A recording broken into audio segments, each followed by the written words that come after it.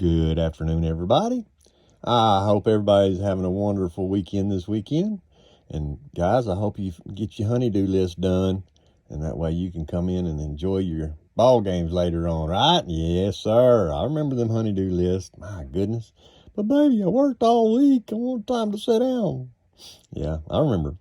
Anyway, I'm just playing.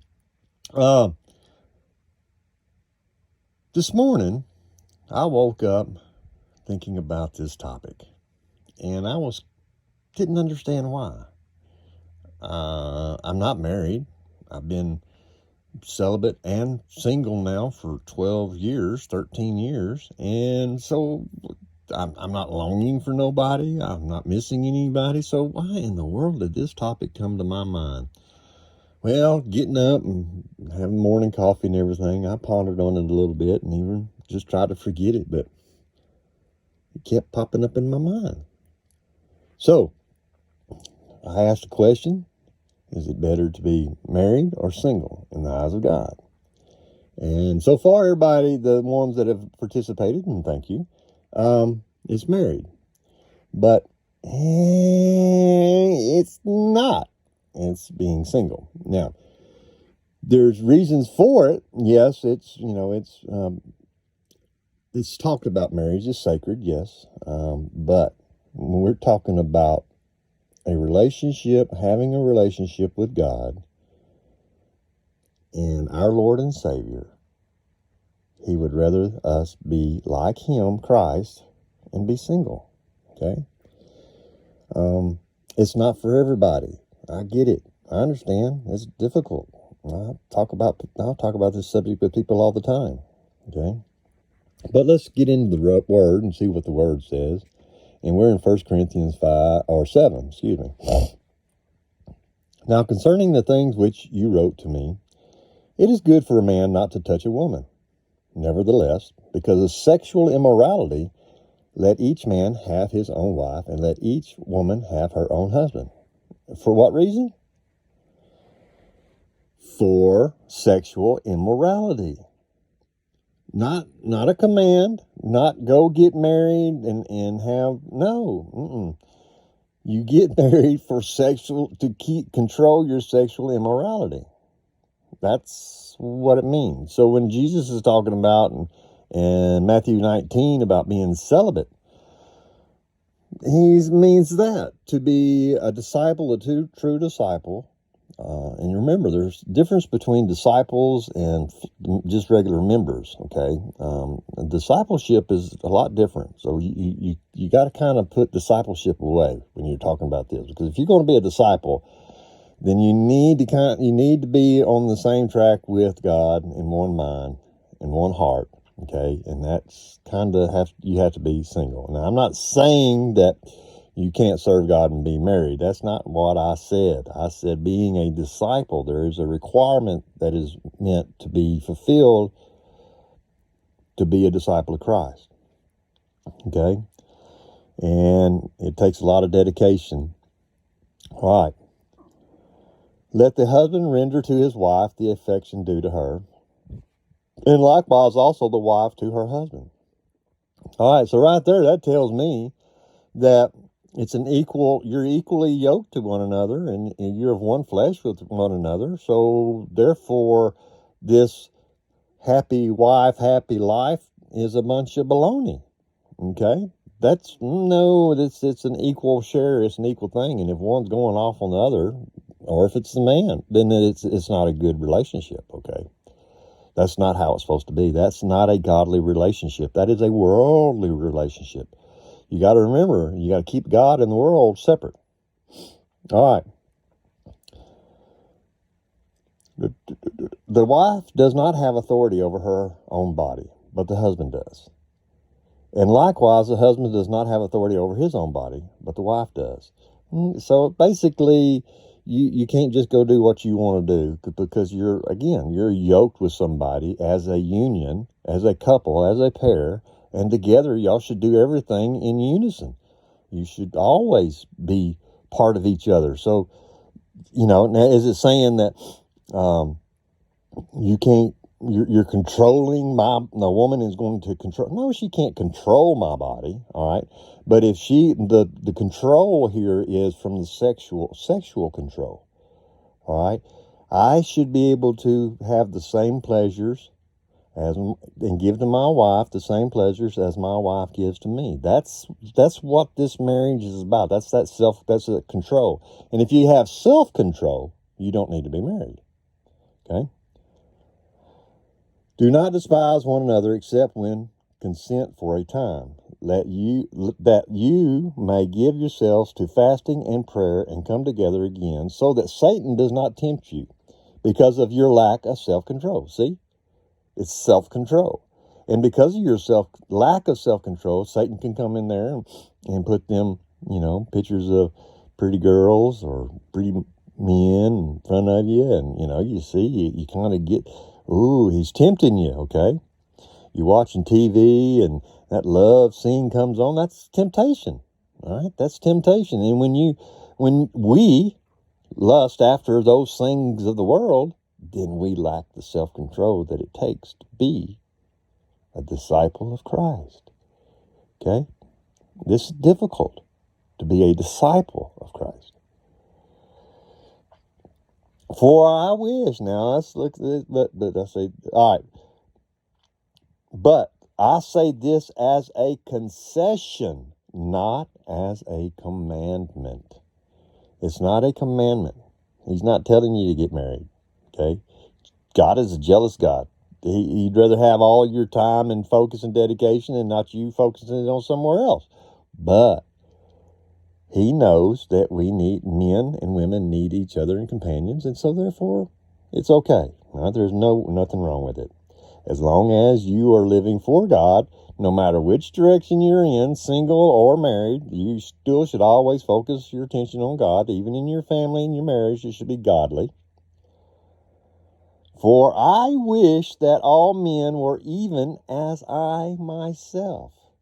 But each one has his own gift from God, one in this manner and another in that.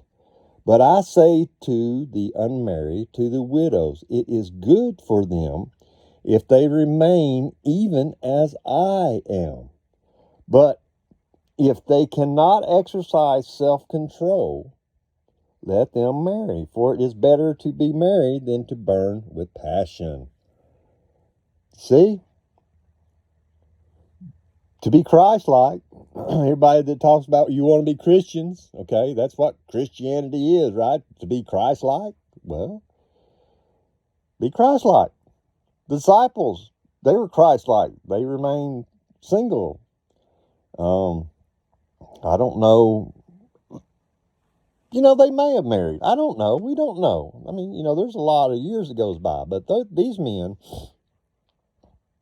that were called and chosen by Christ, I have a pretty good feeling that they remain single, okay? But it would not be a sin if they didn't, unless it was sexual immorality that they went with, okay? And Paul talks about his thorn in his side. That thorn is a sin. Now, what is that sin? Well, Paul doesn't discuss it. But being a man attitude, I'm pretty sure that, sin was that thorn. And what sin was it that bothered him? Well, he didn't elaborate on it, but we can kind of think to ourselves that it could be just as much lusting after a woman. That's a sin, okay?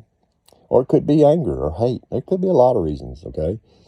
Saul was not a pleasant man in the very beginning. He was a very hateful man, okay? Violent man.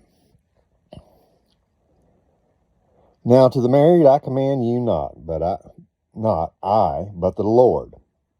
A wife is not to depart from her husband, but even if she does depart, let her remain unmarried or be reconciled to her husband. And a husband is not to divorce his wife. But to the rest, not the Lord say, if my brother has a wife who does not believe, and she is willing to live with him, let him not divorce her. And a woman who has a husband who does not believe, if he is willing to live with her, let her not divorce him. For the unbelieving husband is sanctified by his wife, and the unbelieving wife is sanctified by her husband. Otherwise, your children would be unclean, but now they are holy. But if the unbeliever departs, let him depart. A brother or sister is not under bondage, but in the unbelievers depart, let him depart. A brother or a sister is not under bondage in such cases, but God has called us to peace. For how do you know, O wife, whether you will save your husband?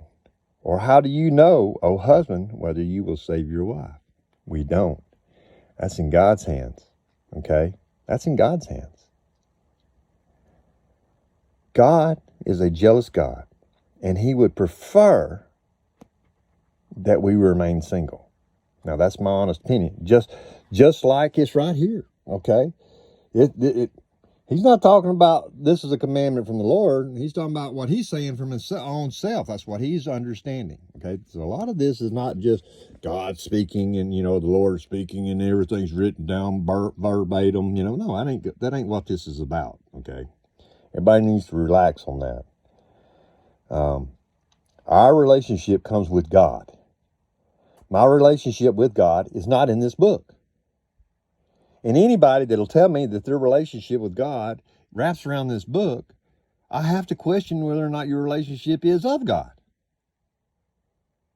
Okay?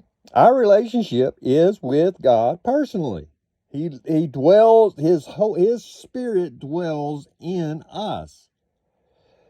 His spirit answers us and gives us our directions. We don't come here to this book to talk to him about the directions we need to turn in life. We go to him. But if you can't live a single life without failing or being tempted by Satan on every corner, then maybe it is time for you to get married, and there's nothing wrong with that. God's seen that with Adam.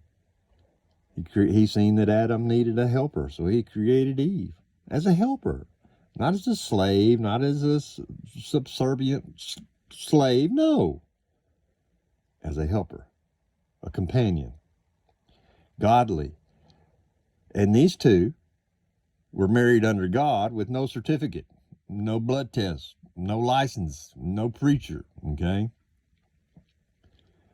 When you join together with someone, you should make it for life.